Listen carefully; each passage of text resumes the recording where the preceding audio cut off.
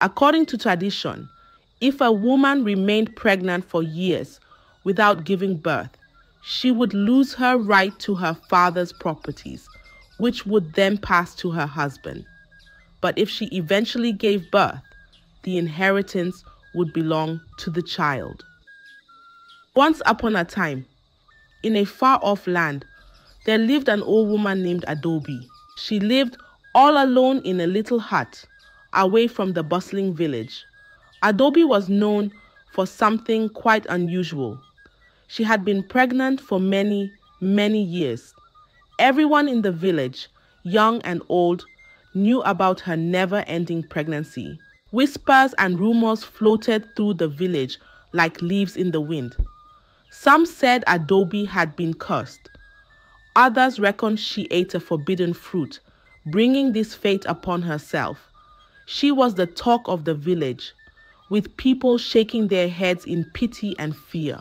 One night, as Adaobi was cooking outside her hut, something unexpected happened. She felt a sharp pain in her belly, a pain like she had never felt before. She struggled to her feet, making her way inside to fetch her herbal drink. But then, amidst cries and screams, she felt something miraculous happening. Under the light of the moon, Adaobi gave birth to a baby girl. She was all alone, with no one to help her, but she managed. The baby was beautiful, with big, bright eyes.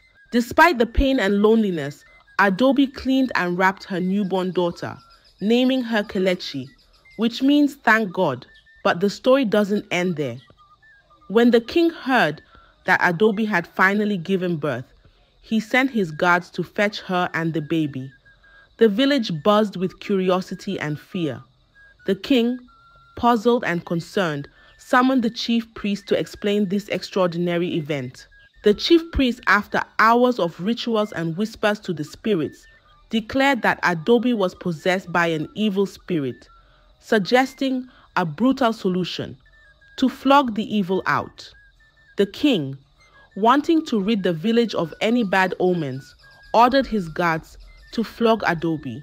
They did so mercilessly, and then sent her back home, bruised and broken. The villagers shook their heads in dismay, but none dared to help poor Adaobi. She suffered greatly, and her life became a struggle to feed and care for her precious daughter, Kelechi.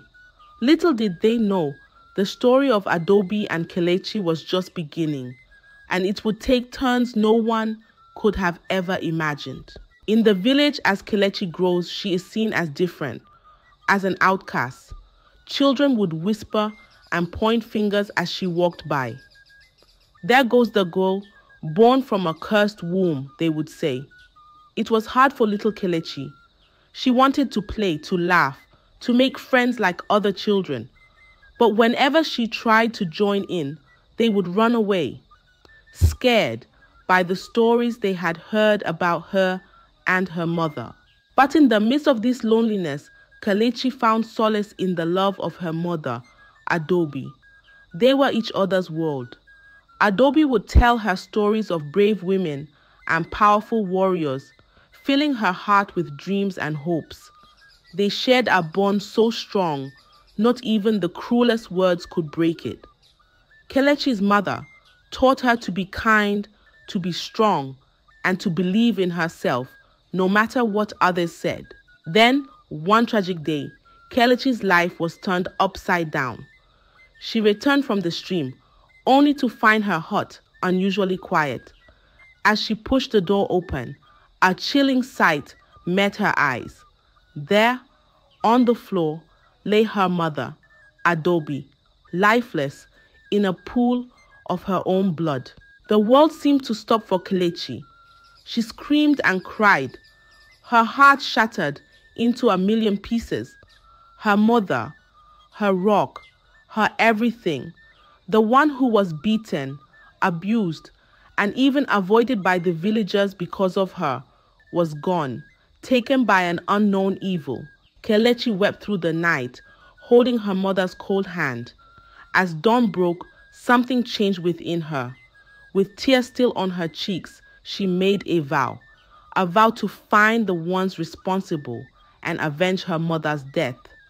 This vow set her on a path of power and vengeance, a journey that would reveal secrets and change the course of her life. After the tragic loss of her mother, Kelechi set out from the village, her heart heavy with sorrow and her mind set on a single purpose: vengeance. She traveled far and wide, over hills and through dense forests, seeking the power she needed to fulfill her vow. Along the way, she met a wise old woman living alone in the middle of the forest. She sat with her and explained everything that had happened. The wise woman, with eyes full of pity, accepts Kelechi, and they both live together alone in the forest. There, Kelechi learned ancient arts, growing stronger, both in body and spirit. She was no longer just Kelechi, the ostracized girl.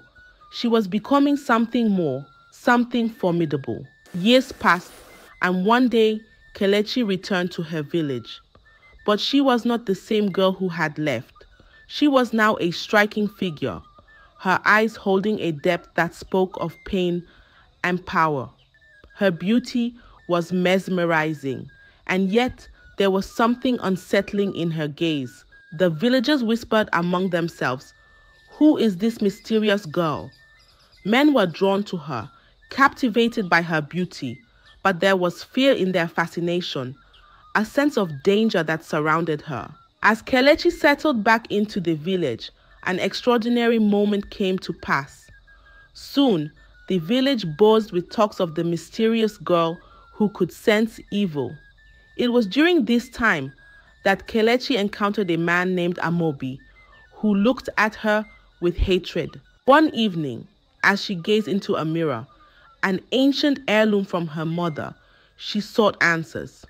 "Who is responsible for my mother's death?" she asked. The mirror shimmered and revealed a shocking truth. The face that appeared was not a stranger's, but that of Amobi, a respected man in the village. Shockingly, Amobi was her biological father and the killer of her mother. The revelation hit Kelechi like a thunderbolt.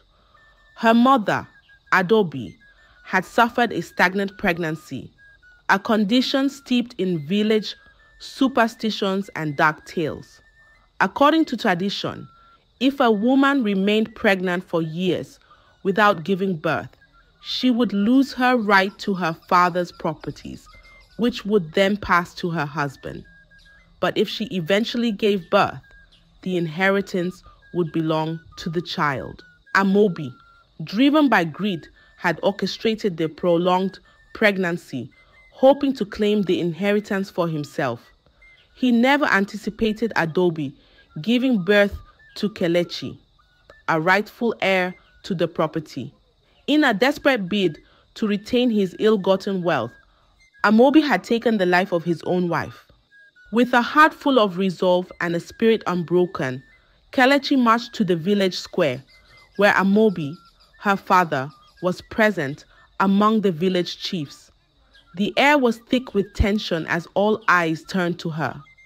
In a voice strong and clear, Kelechi revealed the truth about Amobi, his greed, his betrayal, and the murder of her mother. The village gasped in shock. Amobi, the respected chief, a murderer.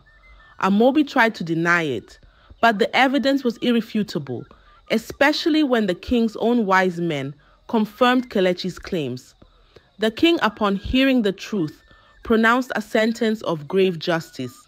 Amobi was to be punished for his crimes. In a twist of fate, all of Amobi's properties, which he had so greedily guarded, were now to be passed to Kelechi, his rightful heir. But Kelechi surprised everyone. She stood before the village and declared that she sought justice for her mother, not wealth.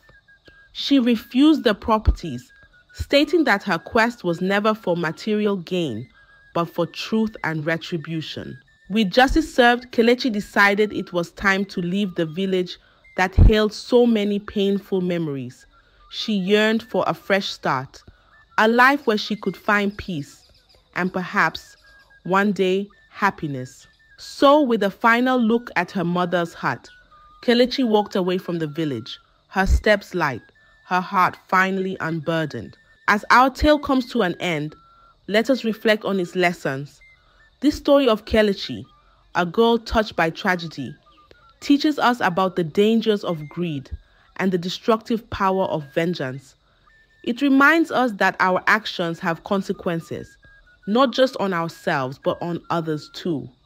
But most importantly, it shows us the strength of the human spirit and the possibility of new beginnings, even after the darkest of times. Remember, no matter how difficult the journey, there is always hope for a new day, a new start, and that is the end.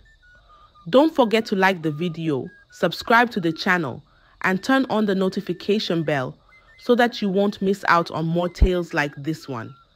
Until we meet again in another tale, another time, goodbye.